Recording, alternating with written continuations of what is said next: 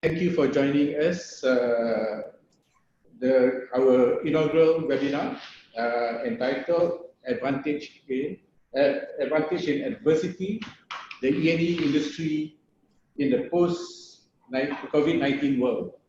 Okay, so before I begin, let me just quickly go through a couple of housekeeping. So the webinar today will be 1.5 hours long. So we will be encompassing a 1-hour panel discussion, 20 minutes of Q&A, and 10 minutes of wrap up. So we invite your questions. So please key them into the chat box on your screen. There's a Q&A chat box there. If you can think of a question for the panelists at any point, you can type it in and we'll try to address it with the panelists. And I will post it to the panelists when we get into the Q&A session. Okay, towards that is towards the end of the webinar. So today's webinar will be recorded and we will be sharing a link with all of you together with a summary of the session when the webinar is over. So we welcome you to revisit the content yourself and share it with your colleagues as well. So thank you very much. Once again, thank you for your presence for this session. The focus of the webinar today is on the E&E industry. So we would like to basically have our panelists share with us their views. They are also members of the CREST board, by the way. So the outlook, what we will be going over is the outlook of the E&E sector, and we want them to provide insights into the projection for the industry for the next 6 to 12 months. We want to get some learnings from our panelists on the impact of the COVID-19 and how it might have impacted their respective companies, and if there were any silver linings at all for them. Well, the focus is the E&E sector. We really hope that what we are sharing today can be applied to other industries as well. So we hope that all these things that we can share with other industries as well.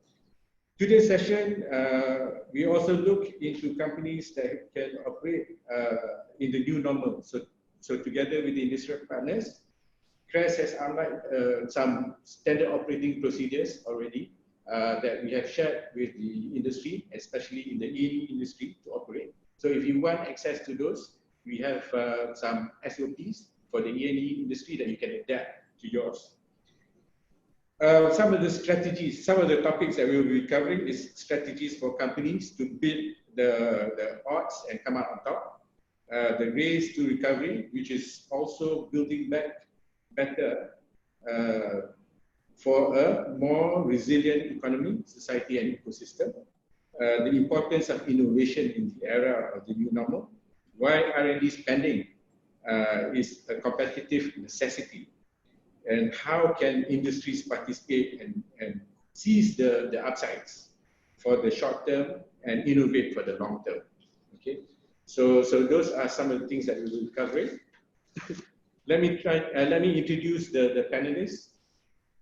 We have Dato Azman, who is the CEO of MIDA and the chairman of CREST. So he has spent 25 years with MIDA in various leadership positions in the US, Japan, and Malaysia, covering promotion, strategy, and manufacturing and services growth, and has played a significant role in promoting foreign investment into Malaysia.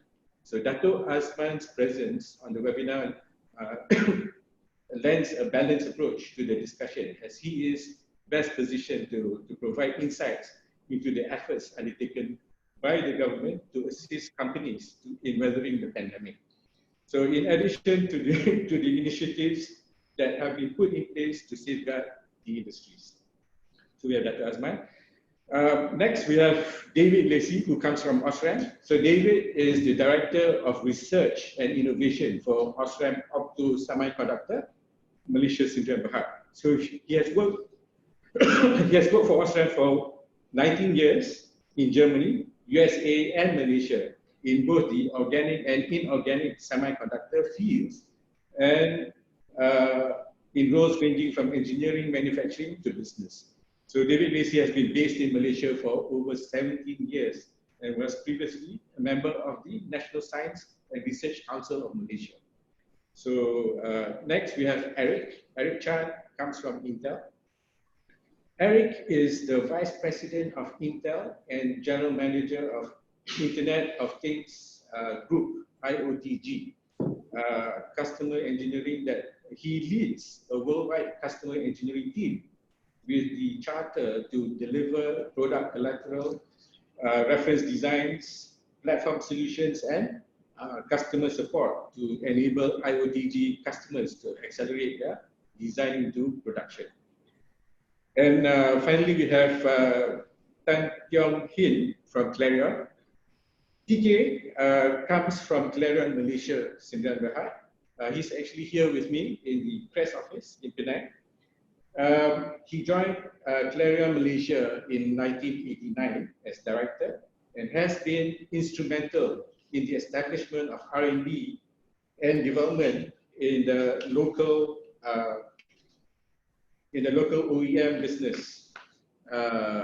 So he was responsible for the conceptualization and development of several new products using new technological methods.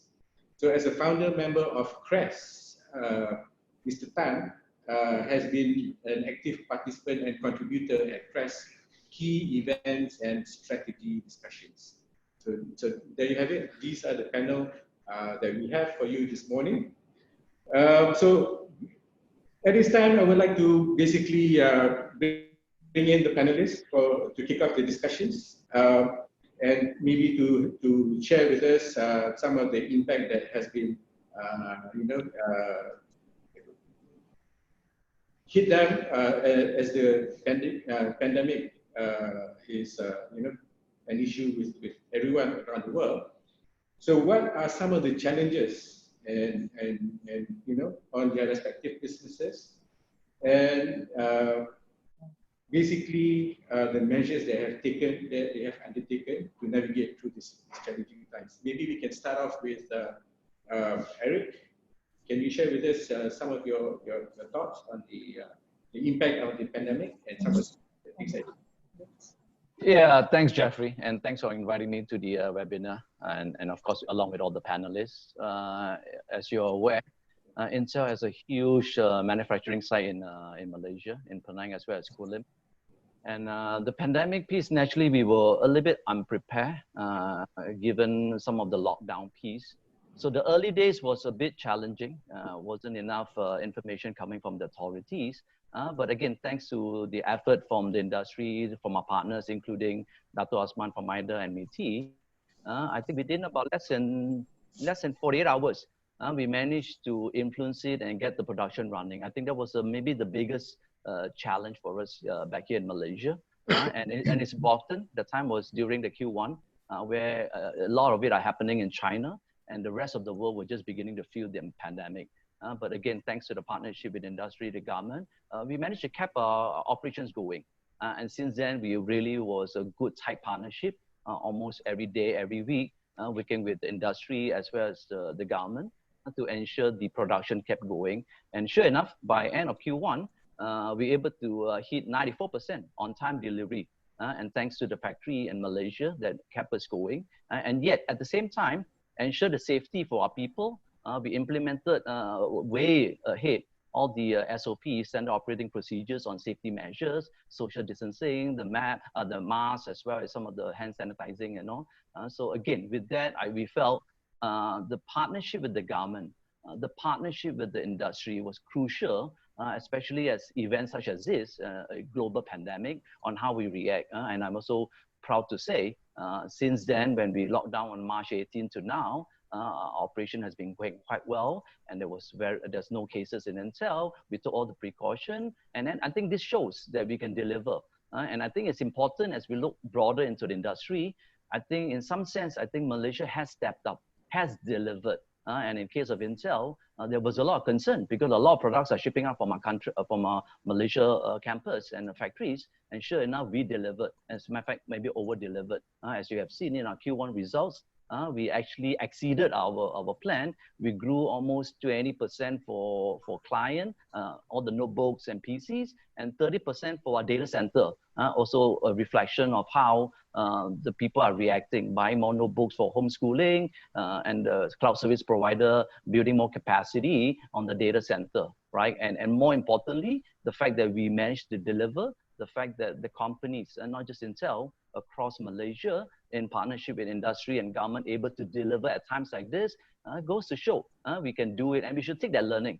Because at times, and later we'll talk about it, maybe company will start reevaluating the whole supply chain, and the fact that Malaysia can deliver, I think it put us in a leading position to be a crucial development as well as manufacturing center to continue to be part of the global chain.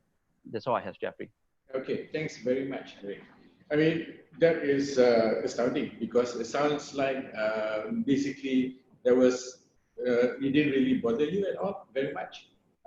You know, I think, was it because you come from a large organization and that you have anticipated such things will happen, or you know, this is something that you took it up as event, but it wasn't maybe because of the preparation previously that you know, things were easily picked up on?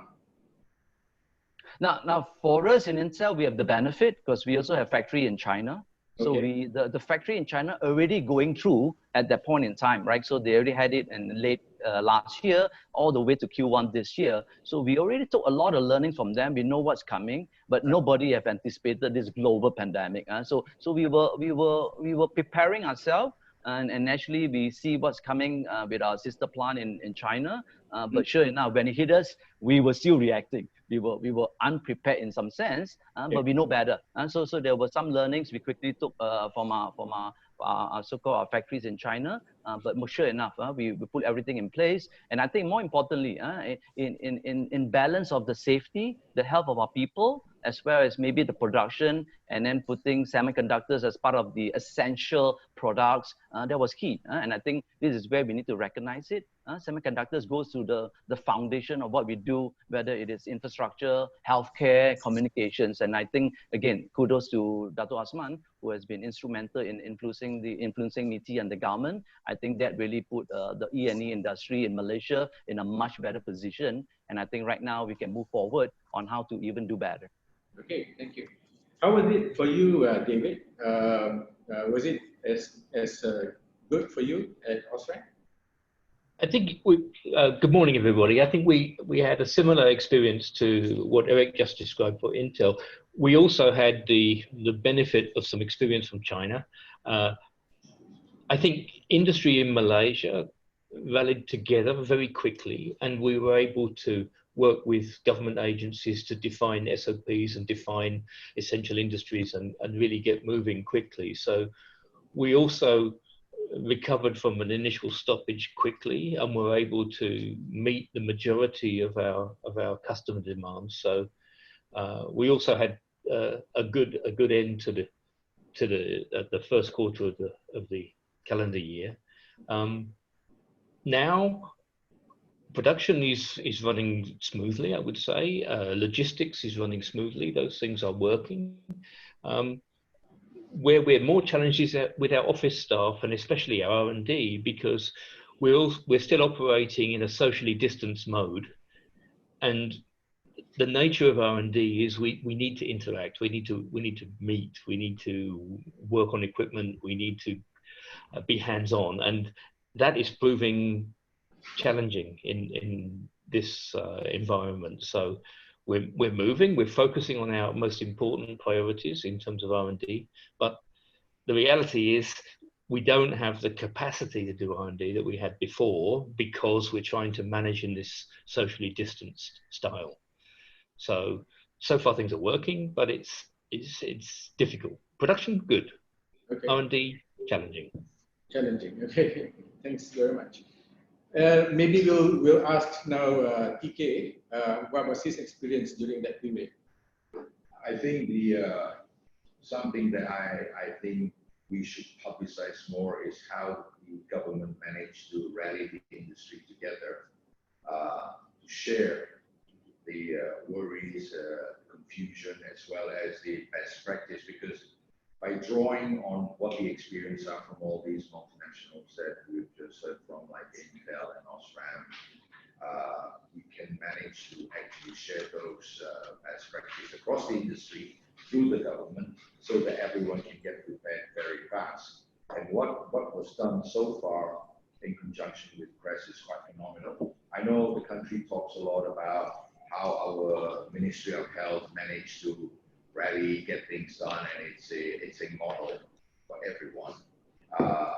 In the sense of what we have done in the industry together with the government is something that we never publicize. And I think we need to do that so that people operating out of Malaysia, not in here, can actually realize the benefit of operating here. I think we have a lot of wins, kudos to the industries and the government here, but I think people outside the country doesn't know how fast we managed to do this. And that is something we have to be able to put together and show future or potential investors to Malaysia. I believe there is a good story to share. For us to be able to, for example, in Penang, to be going to a green zone, to make sure that everyone operates safely. We share with the SME what we can do and what we can't do and how far. And the willingness, for example, behind David, to assist, to put out members of the multinational to help the SME on best practice, SOP, operating system so they can get back fast. And we do need them because without them, we can't. We run out of supply chain issues. We're running into supply chain issues if they don't get back. And that higher view from the government and us taking the effort to actually help our supply chain to come back and convince the government we can do it together is something that I haven't heard from anywhere else. And yes, we do learn a lot from China and the other countries, but we have to show them what we can do here. I think that's a good story to share with our neighbors.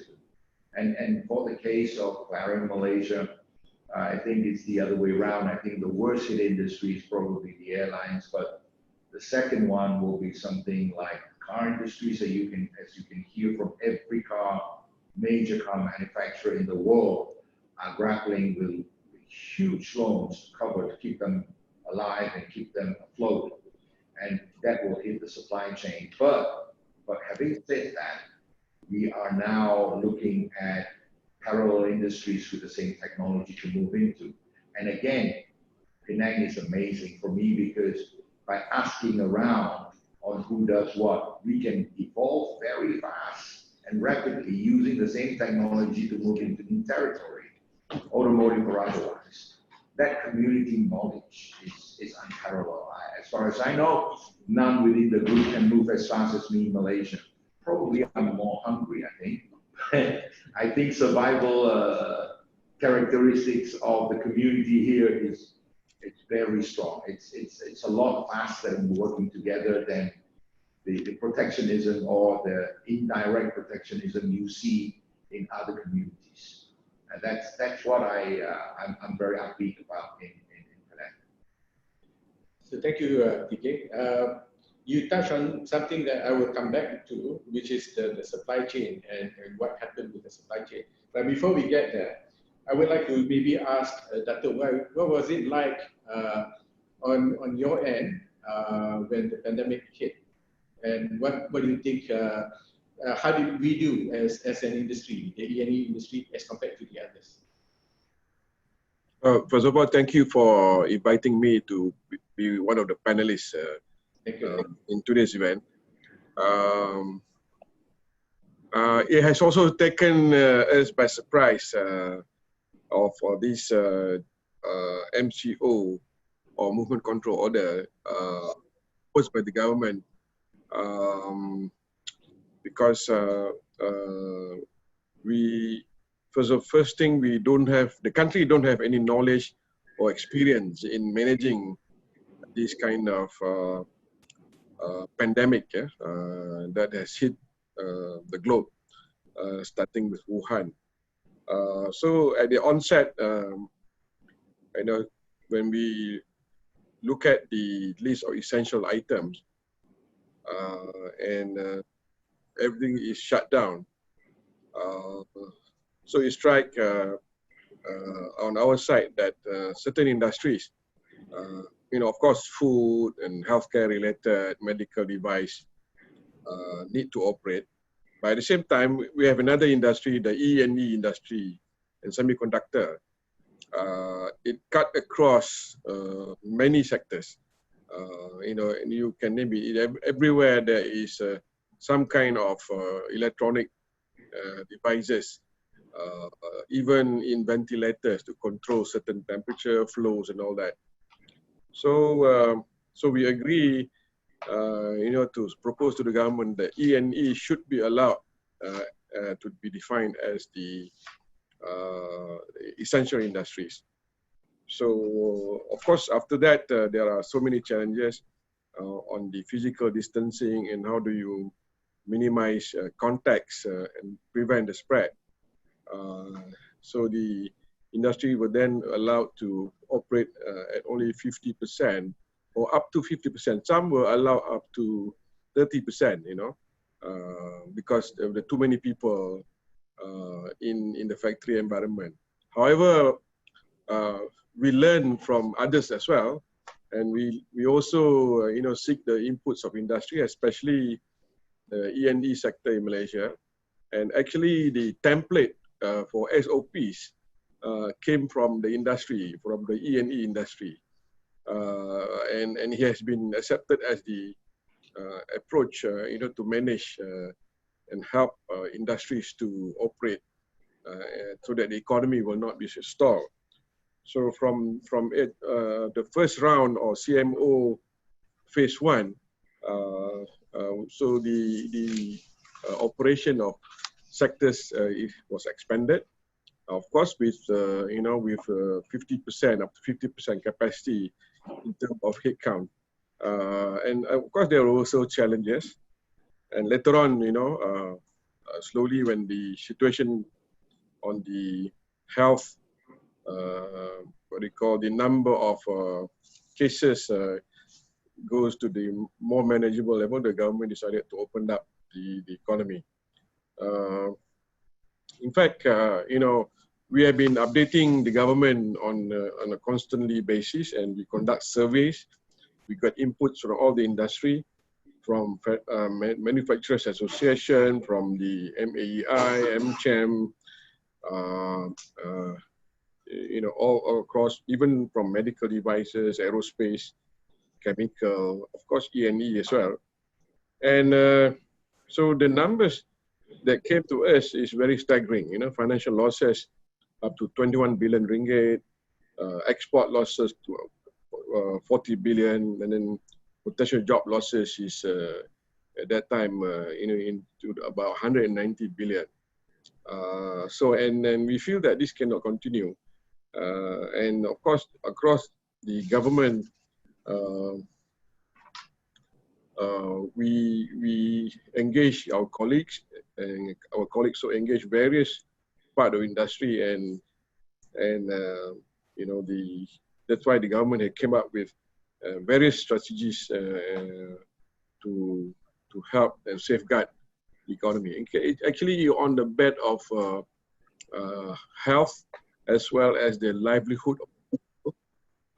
But livelihood of the people, they will have to have secured jobs. Secured job means the industry has to run and operate, continue to operate without interruption. So within all these constraints, I think Malaysia did very well. And of course, I agree with Mr. Tan about telling the story, and we will tell more stories to our investors. We have been holding webinar with even multinationals in China, in Japan, in with the Australian, you name it, we have started. So, and with the French and the European. So, so that was the how it started on, to safeguard the economy. Of course, within the economy, industries are very important. And various packages in the stimulus package has been announced actually. I think if I can just mention in general, total stimulus package, about the first one was about 260 billion ringgit, including 100 billion for SMEs, which had been rolled out. And then following that, the second part of it, we have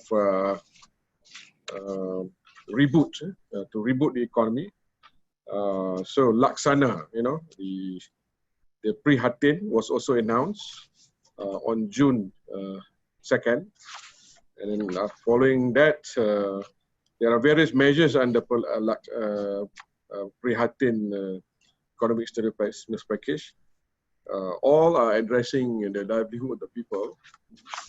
And after that, the Penjana came into the announcement on June 5th, where the Prime Minister, announced to boost the confidence of investors. Various tax incentive and packages was announced.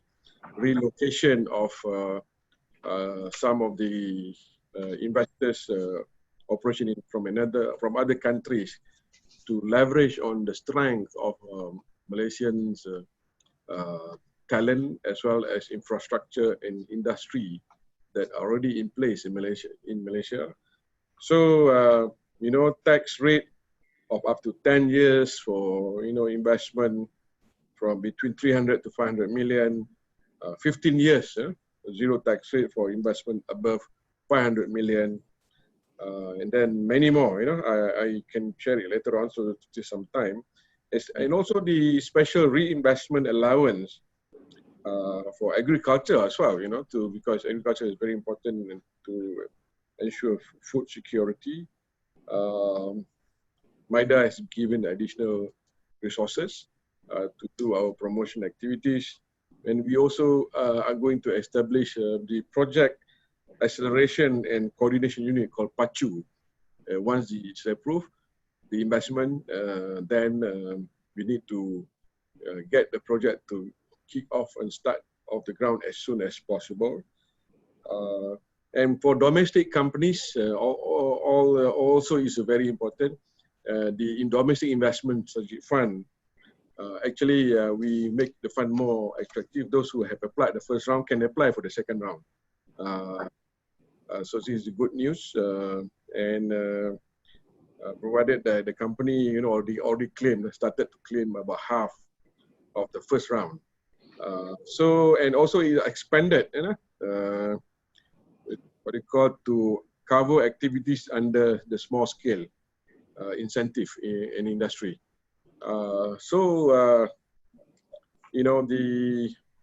We want more of these industries to benefit for the whatever that is already in place and some of the new announcement that was announced by the government. So I think I will stop at that first, and I can jump in later on to add on. Thank you, Dato. Thank you.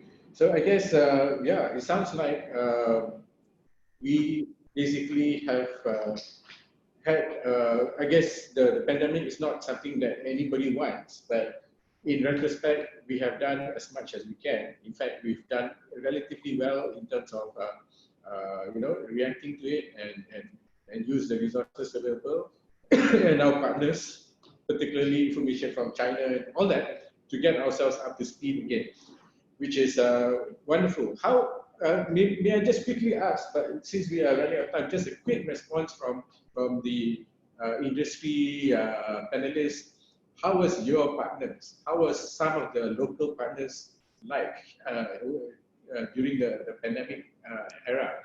were they also equally picking themselves up very quickly, or did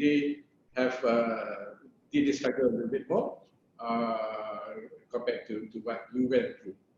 Maybe TK, do you have any thoughts? Yeah, I think the local supply chain really struggled for the SME in the first few weeks, trying to justify why they have to stay alive. And I think it's not because of the fact that the government is not responding. There's so many things happen at the same time. I think even my head was spinning. Like Dato was talking about it never had occurred before, and it's very difficult to try to grasp the actual size of the problem, you know, from the start, how deep the problem is, and methodically from the top down, working between the government and the industry, we managed to share information to say, listen, if they don't come back, we're going to run out of parts. And suddenly click, because we were worried about the health, the social distancing, and making sure that we don't hit a spike. But at the same time, once we know how to operate safely, we shared it with the supply chain, that they came in, and then the government accept with confidence that we know what we are trying to do and it's good for the country. Then everyone worked together and they came back. But it is the first round that is the most difficult, because nobody dared to guarantee nothing is going to go wrong. But I think Khin came up quite well again in this one, because everyone seems to be able to work well. It must be an island culture of some sort.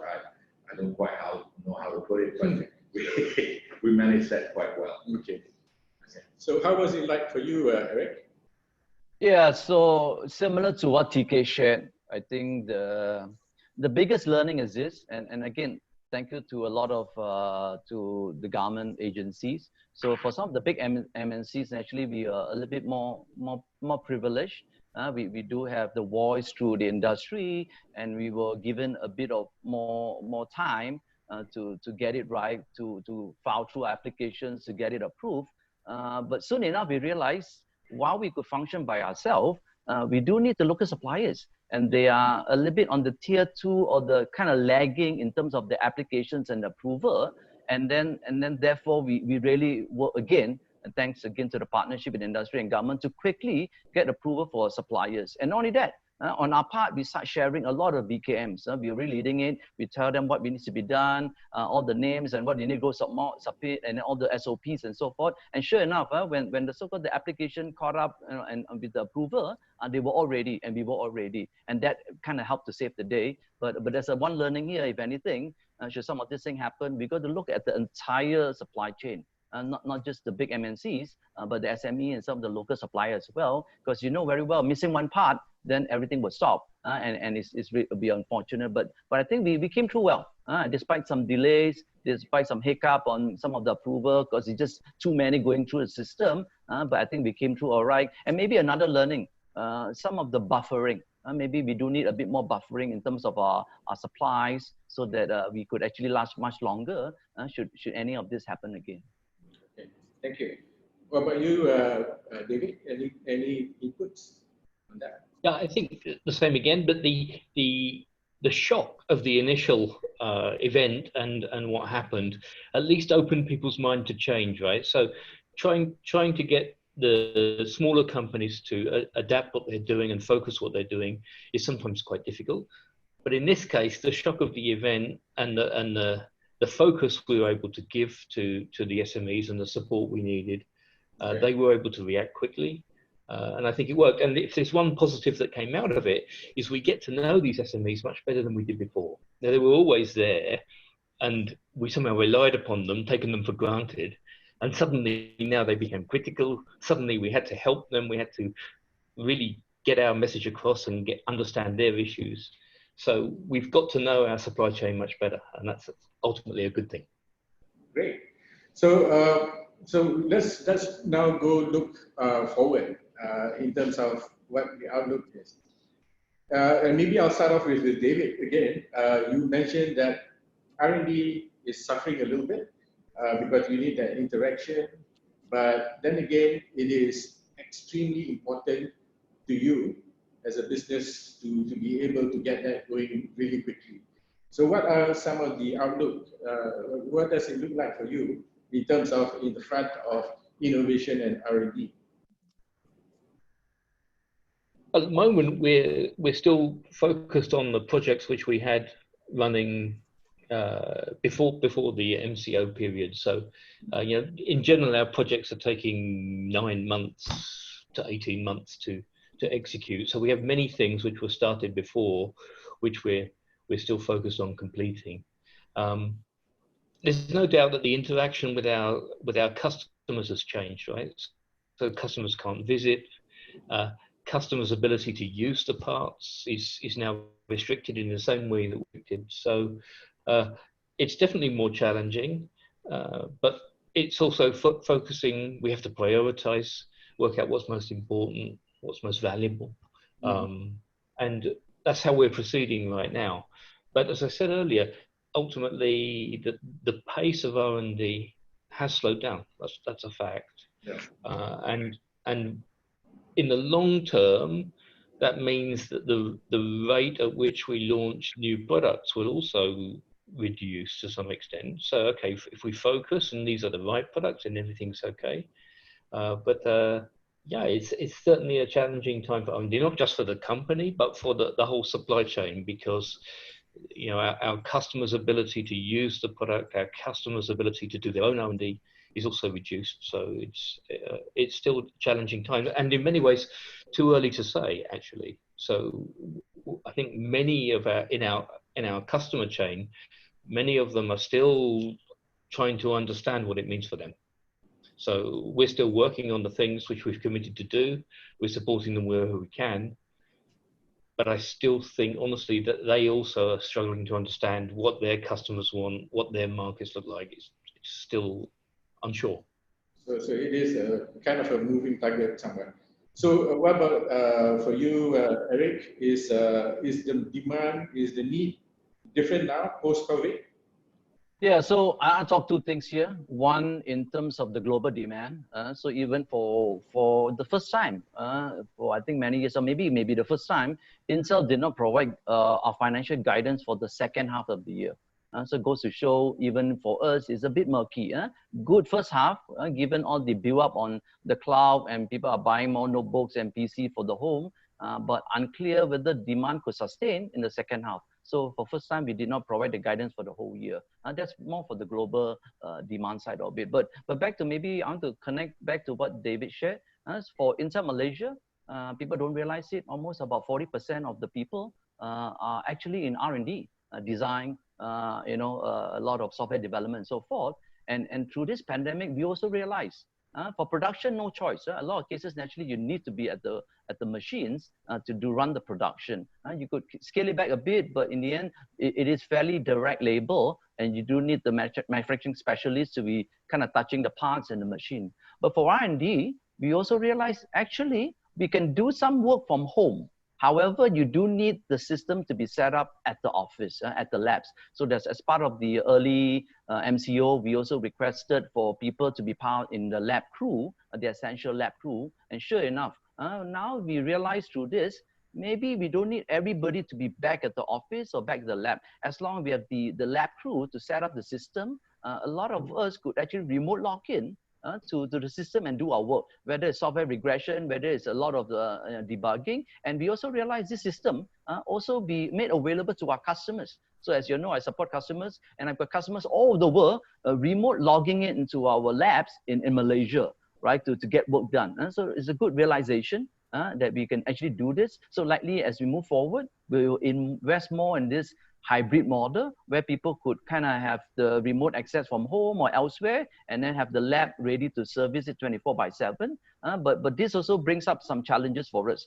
So good thing Malaysia have very good stable electricity or good broadband. But even some of our folks are people trying to remote log in, and depending where they are, they may not have fiber broadband. They count on cellular, not very stable, and depending on everybody using it to kind of stream the movies. So I think that's one area that maybe moving forward, the government of Malaysia will go figure out, how do we make sure the infrastructure is there, that anyone in Malaysia who work from home and yet get the work done. And for a lot of the R&D, like David and my team and all, we could make it such that the system are well set up, and there'll be essential crew at the labs to get things kind of set up, and everybody else can remote log in, and that may be the way to go. And also, guess what? We also realize because of this, we may not need another building or another campus, right? We could have almost 20% of people working from home on and off, and therefore mitigate some of the space constraint as well. That's great. That's great. Wonderful. So has business changed for you, TK? Yeah, in terms of R&D work, I think actually there are two things that will be quite interesting. Like David said, everyone slow down because efforts are a bit haphazard. But I think that's where the government can step in. If everyone slow down and the R&D in Malaysia with government help can speed up, we actually move up the ranking. This is the only time when you can overtake big boys with all the firepower. Because being big, like any ship, it takes time to coordinate. If the Malaysian side can, with government help, move a little bit faster, we will move up the supply chain. And this is the only advantage you will get with something like COVID-19. Without that slowdown, the big boys with their firepower, we're not going to be able to overtake them. And now, if we take the opportunity, we can. And that is good. And the other thing about working from home, which David was saying, you know, it's a big culture move. I know some are embracing it, some are not. But to me, it is very, very important for me to be able to somehow entice the government to involve in either funding the infrastructure as well as the notebook, you know, for everyone. So every company wants to invest in getting people to work from home. The government will incentivize. So Singapore last time used to do things like allow corporate to buy computers for ridiculous amount of money with subsidies. This is the time now to do that. Then everyone can do what Intel is describing, Eric, to work from remote sites and work through and still get the lab working with the coordination. Because, for example, our industry is now 75% software. Of course, the lab will still be there, the manufacturing and the designers, but majority of the time they can actually work from home. And we're trying to do that because in preparation for second wave, we are already getting them back, telling each team to work out their strategy, how to work from home if we get hit for another 8 weeks or more. And that means a lot of demand on infrastructure like powerful notebooks for the designer, not just communication, but seriously designed, powerful portable workstation. And at the same time, those are expensive stuff. And software licensing increase, and at the same time, the infrastructure, which is between VPN and trying to get the cloud to work and trying to get people living in different parts, as far as Sungai Petani to come in and say, we can't dial in because the line is bad. And these are senior, very senior people. And it's not fair to them. Never mind that we're trying to grow. I think our industrials is moving towards Gulim and the rest, right? And as Sungai Petani. So we should have the infrastructure ready for the northern region. I'm not talking about Penang, I'm talking about the whole northern region. If it's going to hit, I think a lot of children with older parents, even from Kandar Perlis, would rather be there with their parents this time. Because, you know, there are situations where parents are sick, you are not allowed to travel during MCO until attending funeral. Those are sad things. So I think they would rather be there and do that now. Okay. So thank you. Thanks, TK. So maybe is that a poll that we are putting up? So we just released a poll for everyone to basically maybe give some inputs to, and we will publish it as soon as you put in your feedback.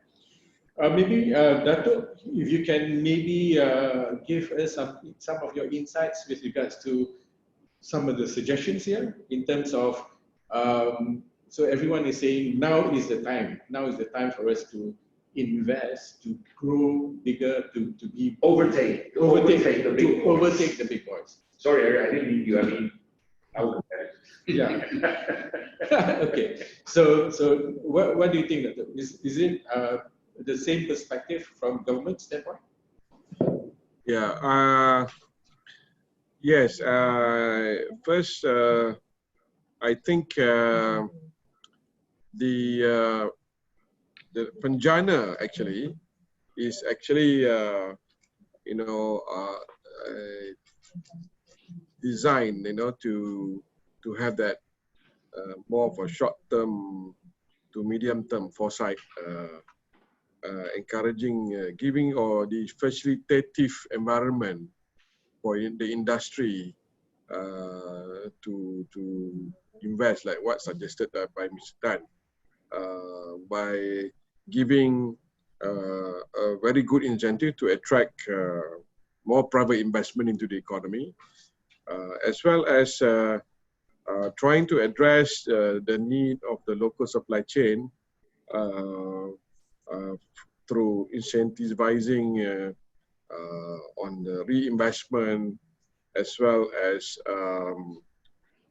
grants for them to develop themselves, or buying some specialized machinery, doing R&D, training and all that. In addition to that, the government has actually, through Penjana, allocated about 2 billion ringgit for upskilling and retraining to equip our workers and talent to be ready for, on some people say, job of the future or skill set of the future under the new environment, under the new business model post-COVID.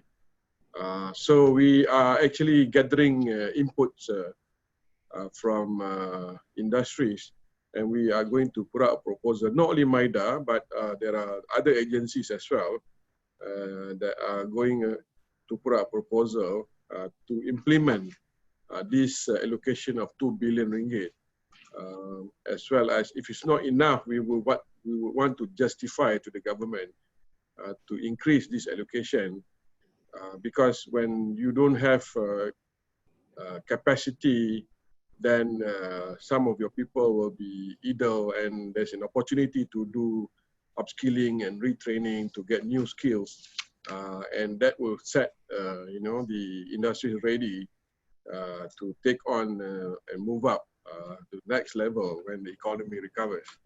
So I think so that is additional initiative that I missed out earlier on, because also we to mitigate the unemployment as a result of demand has slowed down, and every country is protecting themselves to and their economy, so that their house will be in order. And the new culture, work from home, I think it will continue for as long as we will not get the vaccine. And some of the businesses need to repurpose, to adjust the business. For example, those who are in the textile industry will probably have to look at making the PPE more, because the demand will increase. Although the horizon, we are not sure how far this requirement to have the PPE in work environment, at home, and in public area, and so on. But these are the new things that the industry need to look at. On R&D, I think learning from our past experience in 18 March, probably the industry need to share with the government on how to, probably some SOP proposals so that the government can learn and adjust to accommodate or to facilitate, the research and the development activities. that many of the your guys in Penang and E&D industry are having people who do R&D. Although there are some mitigation as suggested by Eric, but perhaps you can share the SOPs for R&D. That would be a bit more easier, and everybody will be on the same page. So I also would like to share some concern here.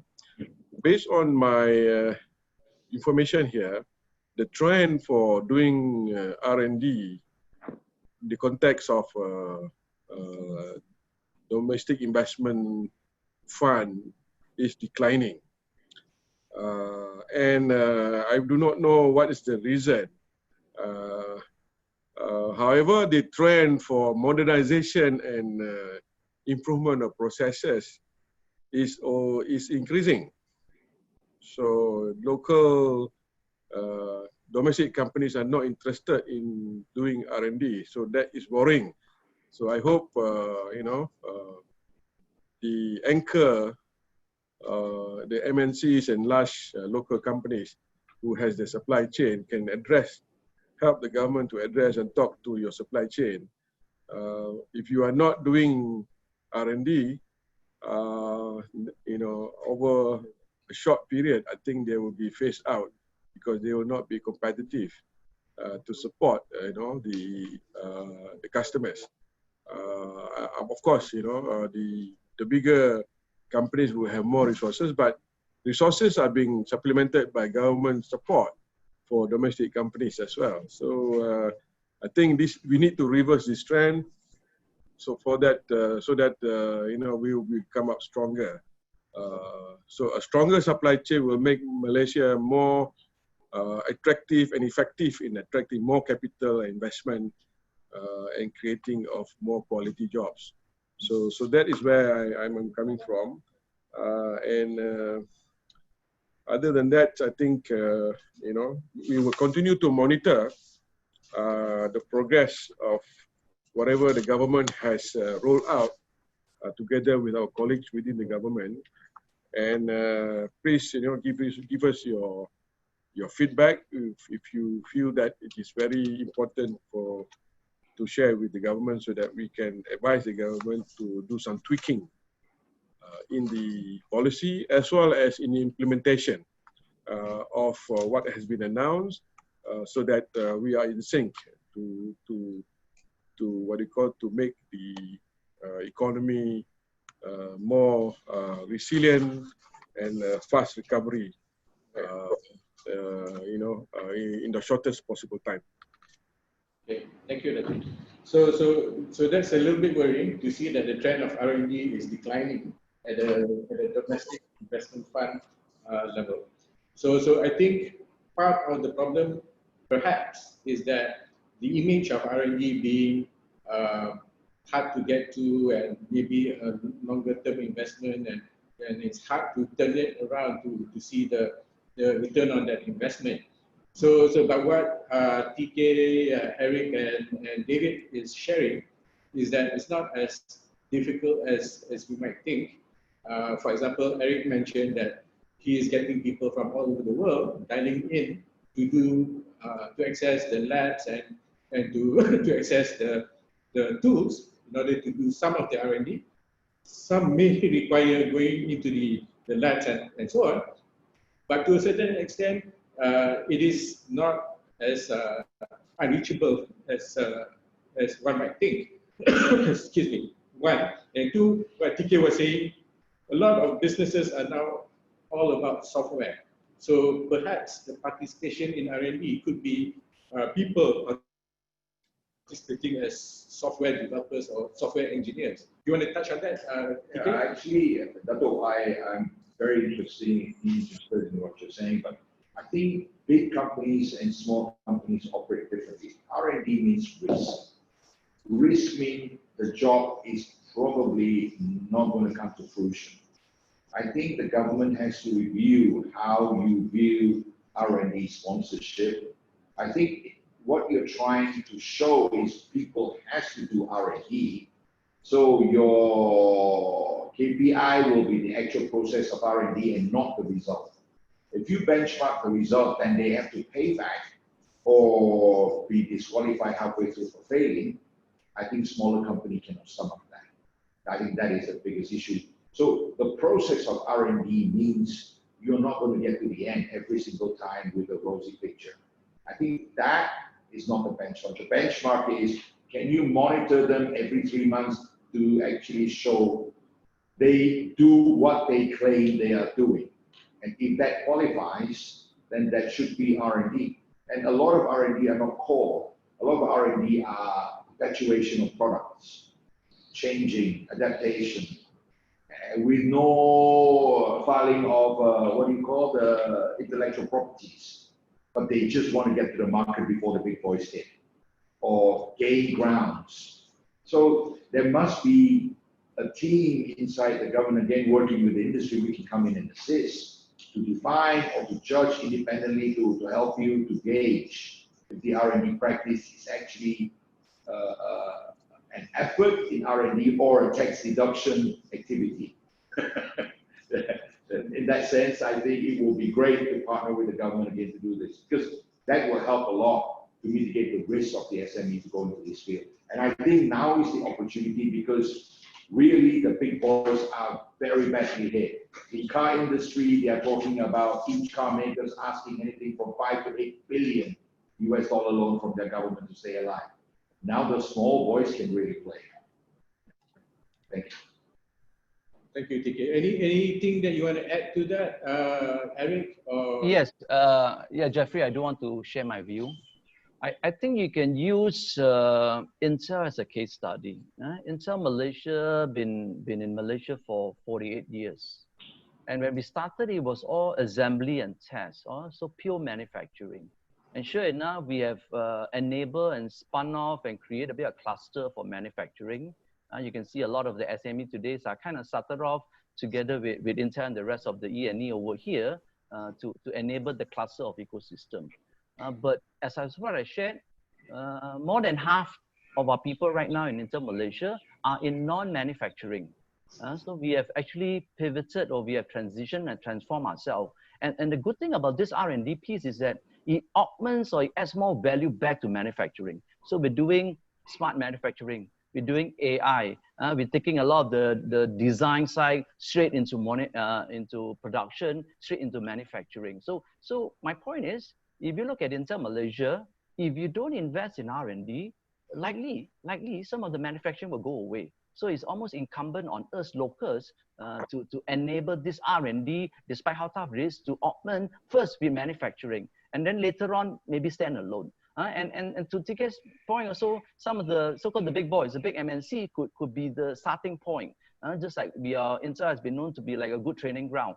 We hire the graduates, we bring in the people, we train them on software and so forth. And over time, they can also kind of leave Intel to go into the industry. And that's okay, because the more talent that we have in E&E, the better it is for us. And similarly, the rest are doing as well. So I think in this way, I think some incentive or some guidance from the government will be very helpful to make sure that we continue to hire the new graduates, continue to bring in people, and maybe in some cases provide more incentive for some of this R&D effort and projects, so that these people get trained. And over time, doesn't matter they stay with Intel or they go OSRAM or TK area, it's good for the industry, it's good for our local SME, it's good for the cluster. And that piece we need to keep going, because our belief is that if we don't augment or add value through R&D to the manufacturing itself will go away. And that's why we learned at Intel, and that's why we are so strong and still growing after 48 years in Malaysia. Anything, David, that you want to share? We need to make the best of it. The work from home is working, right? So before we were always worried about whether it could be an effective way to work, but it is an effective way to work. We've shown that now. So the idea that becomes a standard way of working, as Eric said, that means that you maybe don't need so much infrastructure, so much office infrastructure. Maybe it's a better work-life balance for the staff. In addition, working with foreign suppliers has become more difficult. Working with local suppliers has become more necessary. So this is a great opportunity to drive R&D together with local suppliers, because you simply can't do it with foreign suppliers now. So these are opportunities from the situation which we take advantage of, and hopefully that results in an R&D approach which is more sustainable, more valued for our staff, and something where we can really push in a different way than before. So we don't aim to go back to how we were before, but we just use this as a chance to make some more snap change, more online working, more focus on shorter time in the office, but a more productive time in the office, a different way of thinking. Okay, thank you. Can I just quickly cut in? Yeah, I think in my side, unlike, we are more local in culture. You know, I come from Chongling. You know how we used to learn to swim? They push you into the pool and they try to stop you from drowning. So in other words, don't mollycoddle the SME. If they really want to be successful, they got to jump in first, all right? Or be pushed in. But in so long as there's a safety net from the government to stop them from drowning, I think that will be a best practice for the future. If you mollycoddle them, they will never be able to make it.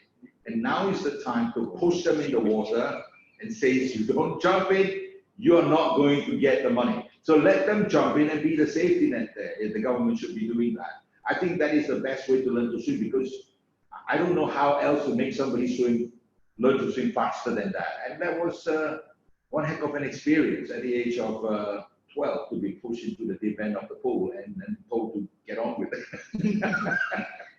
Okay. So School of Hard Knocks. Okay, thank you. So we've come to the point where we basically, you know, can take some of the questions. Here's one for Dato Azman. Can you please share your thoughts on some of the trends that MIDA sees around the impact of the pandemic on local SMEs? How are they weathering the pandemic? When will they recover? Is this even possible given challenges such as cash flow? So I've basically summarized a very long question there.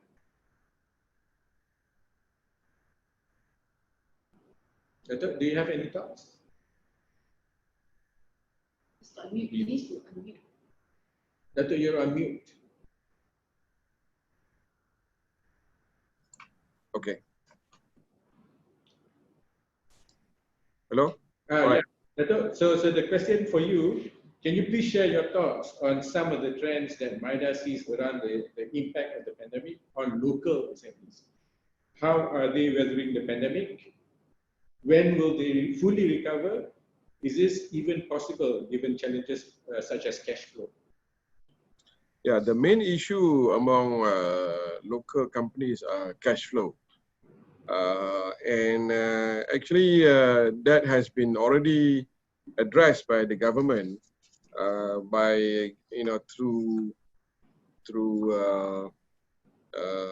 support, financial support, announced. I think the first tranche was 10 billion, and then followed by another 2 billion.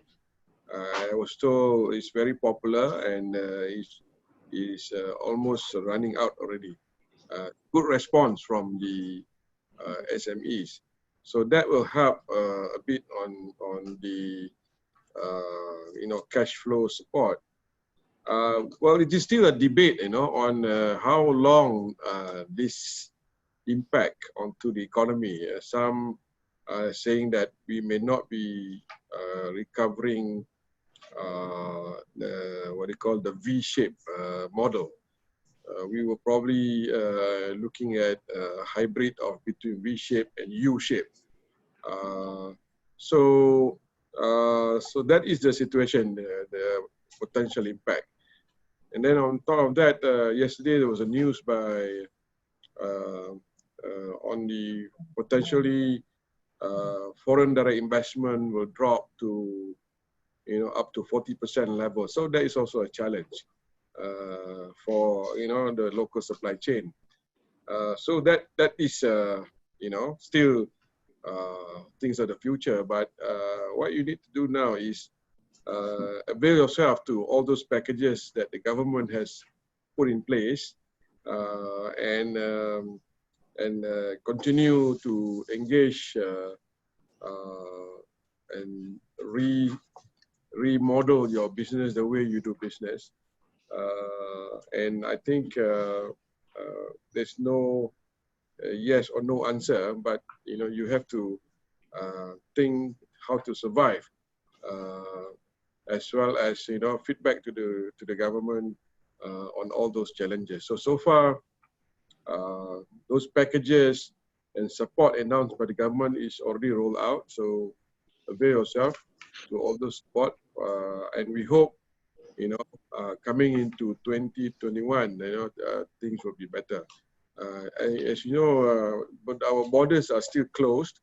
So there's some easing effort to allow expats to return back to Malaysia, but the challenge is the quarantine and the test has to be positive, and meeting customers face to face is still not seen in the near future.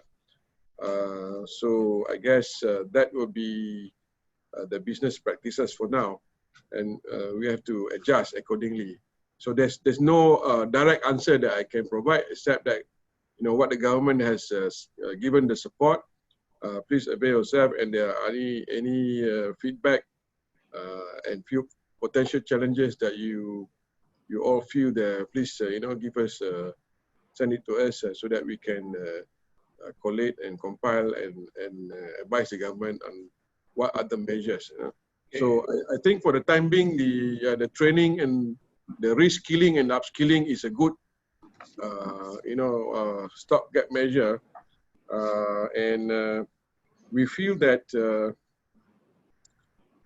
retrenchment, I was told the unemployment is projected to be between 3.5 to 5.5%. So based on our government statistics, so there will be a lot of people to be unemployed or underutilized. So the reskilling, the upskilling is some of the measures that government is going to do. And we have actually under Penjana, there's some additional information. So the program for to employ new people and also training, that will benefit about 300,000 job seekers, apprenticeship for graduates and school leavers. So allowance of 600 ringgit per month for 6 months for youth. And then the other one is place and train to meet the requirement of the industry. So this one is 100% funded by HRDF. So with certification. So these are the mitigation effort while we in the next few months. I think government is looking at the next 6 months. So most external research houses and economic organizations are looking at 2020 is not going to be a very smooth sailing. There will be some challenges. In fact, we also didn't expect a very strong FDI or investment, because now this period is about business sustainability, and the government has put in place. Whether it's enough or not is yet to be seen, but if not enough, I think government will react accordingly. So that's my my point for the time being. Thanks, Dato. So this is maybe something that all the panelists can answer. Is the labor force in Malaysia well equipped to handle the shift in skill demand by the employers and the overall job market? Are we on the right track to develop industry-ready digital talent? as the global economy explores the new norm. Maybe Eric, do you want to take it first? Yeah, so I think what the learning from pandemic is this. I think there'll be more and more digital transformation. Like what I share, people working from home, people remote accessing. So the infrastructure piece is important. So I really think the talent pool piece, and a lot of it are also software driven. Yeah. So I really think in this case, and what Dato Azman has shared, we're doing it right. The retraining, reskilling, get our people into this digital transformation and allow them to start training for the jobs of the future. More and more of this will be very much digital, and even the gig economy. And I've never thought I would order so much food online, you know, and sure enough, during the MCO, you know, most of us are trying out the apps or ordering more food online that we normally do not do, right? So I think there's upside from all these things, and some of it will never go back. And once we tasted we could do it, just like work from home or order food online and so forth, and likely will do it. And then of course the consumption of media, whether it is, you know, watching your Netflix or other stuff, or movies or songs, or even some other stuff, I think a lot of it it's going to be that way, and people got used to it. And Intel is quite interesting now. I have a set of people that are so used to working from home, they may not want to come back. And then the other set of people who, of course, are not very conducive, don't have broadband and everything, they can't wait to come back to the office, right? So I think we will have to be flexible to accommodate to this, and then get the right talent to get us. And this is a good time to kind of switch us over to the whole digital transformation and get the people ready for the jobs of the future. Right. Thank you. David, any thoughts? I think people's readiness to learn and change has really changed in this period. So everybody's had a chance to sit at home and think about what the future means, what I'm doing, and therefore the openness to try something new and different. I think everybody is now different than before. So I think it's a great opportunity for Malaysian workers to step into something new, try something different. I've got no concern about the fundamental capabilities of, for instance, fresh graduates or university graduates. We've got to make sure that they've got access to the training they need, and they've got access to the information they need. But I think that their willingness to try something new, try a different way of working is now better than ever. So let's grab it and go do something different. TK? It's simple. Everyone has done that. I've already explained everything that I have on my mind, but only one thing. I think the misconception from the people I've met is they want to go back to pre-COVID. I think that is a very mistaken preconception. Actually, COVID should allow you to leapfrog or quantum leap 3 years from now. You should be prepared to overtake all the other guys who were stuck before MCO start, and you should be preparing for 3 years from now. And if you can do that within 12 months, that's going to be an absolute winner.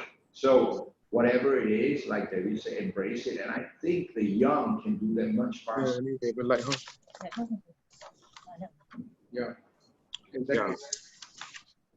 So if I can jump in here, yeah, please. I'm raising my hand. Can you see? Please, Dato. Please share. So I just want to write on to some of the points mentioned by the panelists. Number one is, we have been going around the country to raise awareness, programs, seminars, working with all the industry players, with Intel, with David, with, you name it, every organization on adoption of Industry 4.0. But as I said, somehow the local guys are not so up to it, and this is a bit frustration on the government side. We do not know what is the reason maybe understanding the next step after the awareness. So I would like to suggest here that we have introduced this concept called the lighthouse. Okay. In a simple way. Of course, the lighthouse, you have to start, number one, within your four walls of your factories. And then you create your lighthouse, the beam goes to your supply chain. Okay. And even the simplest adoption in any one of the pillars, maybe some ERP installation in your suppliers, to start with. So that after that, then it will transform into other pillars of Industry 4.0. So that has been, our,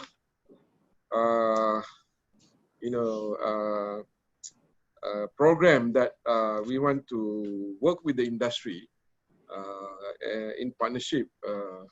And actually, yes, I hope, the industry, the anchors and also the supply chain will work together and avail yourself to all those support rolled out by the government. And I want to bring this point back earlier part of the session. I think Eric mentioned about partnership. And we are here as a partner, You must remember, we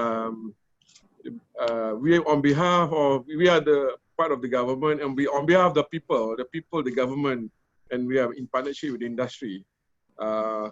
We unofficially we own 24% of your business. You have to pay tax, so we have to make sure that the tax keep coming, to fund development and operation of the government. Right. And then we have to facilitate the business to operate smoothly. So any issues and challenges, we have to work together in partnership to solve it. Right. So now the country wants to leapfrog to the next level, as Mr. Tan and also David mentioned just now. And we think this partnership has a lot of room for improvement. Right. So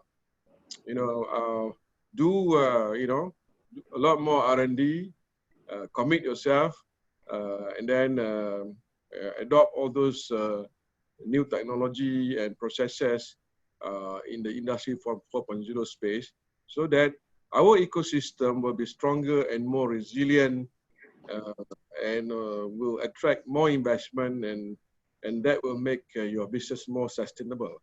So this is a partnership that you cannot deny. It is already there, so we have to work together, even in times of good and in bad times. Yeah, that's a very good point, Dato Azman. Essentially, that kind of leads up to one of the questions that was sent to us. The very nature of CREST collaboration model is under scrutiny. How is CREST supporting collaboration under the new normal, knowledge over funding, for example?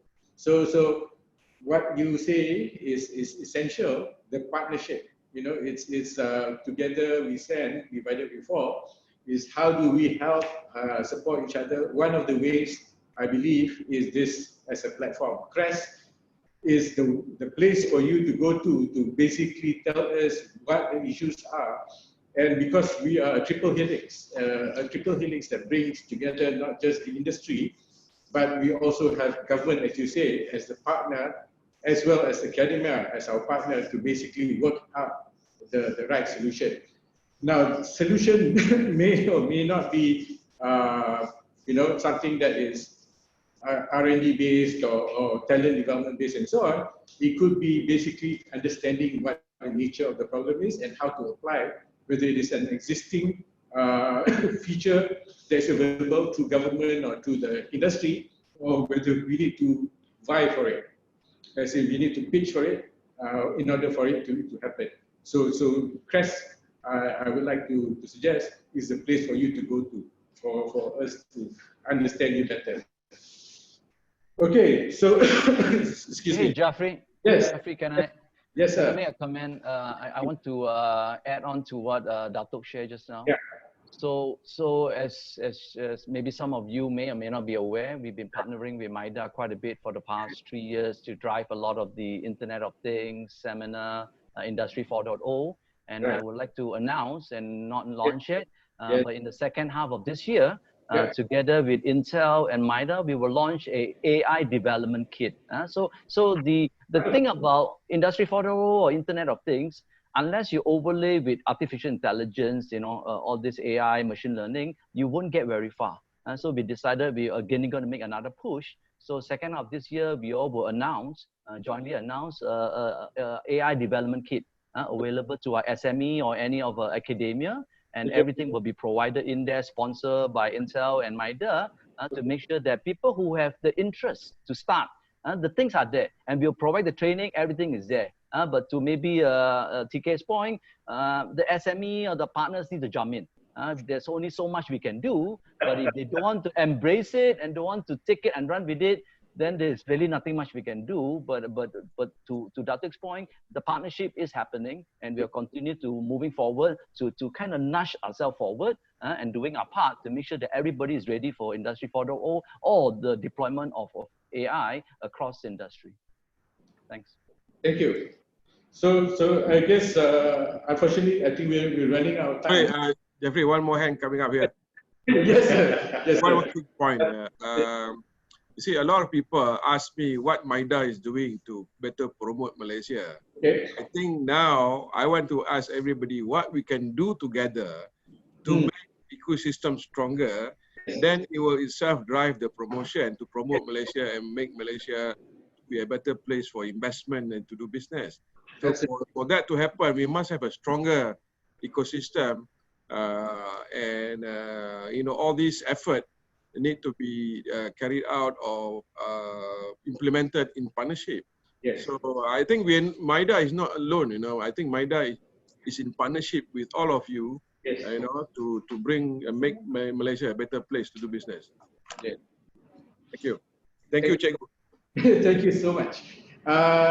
Okay, so we're at the stage where we have to do a wrap up.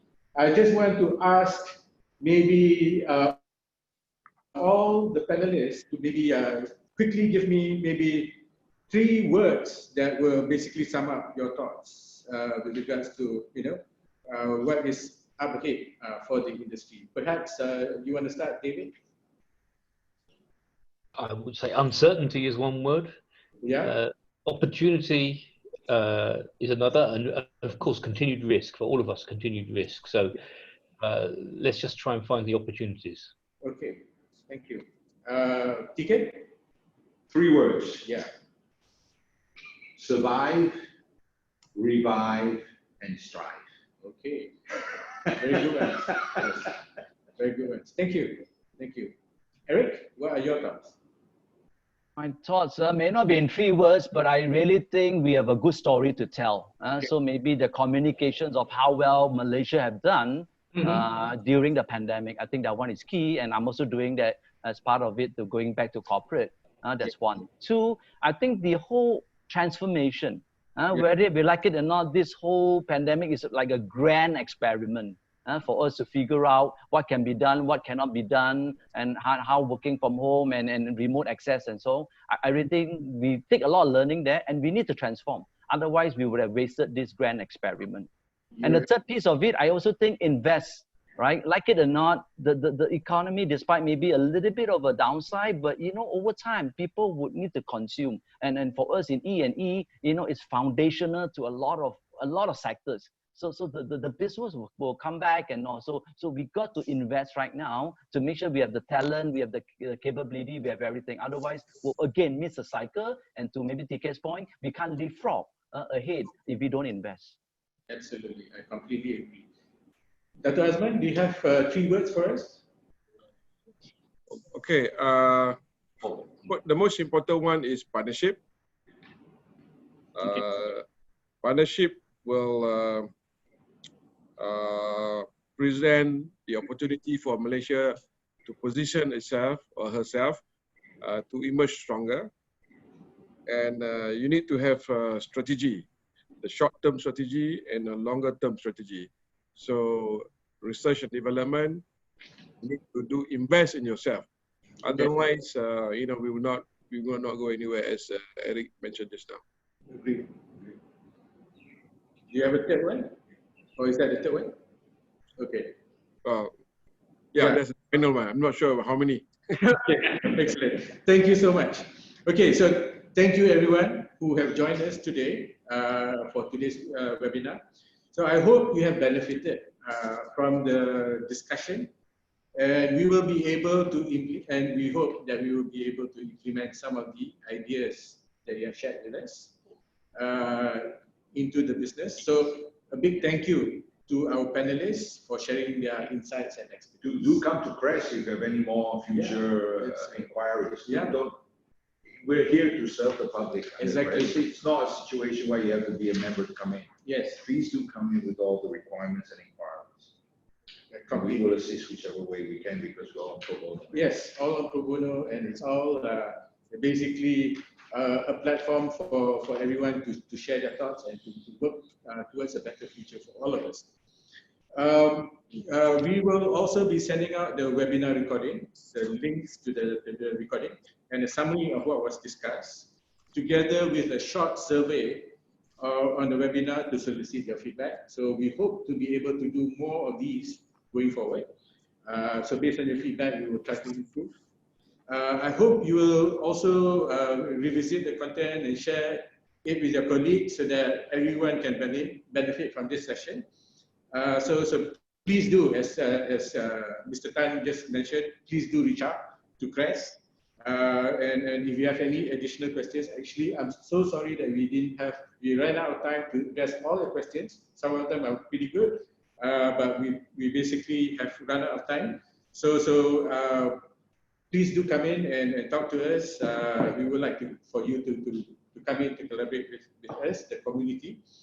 And thank you for your time, and have a great day ahead of you. The poll is basically right in front of you, based on your feedback. So thank you so much, and thank you, and goodbye. Hey, thanks, Jaffri. Thank you. Thank you, everyone. Right. Thank you. Bye-bye. Thanks, Dato.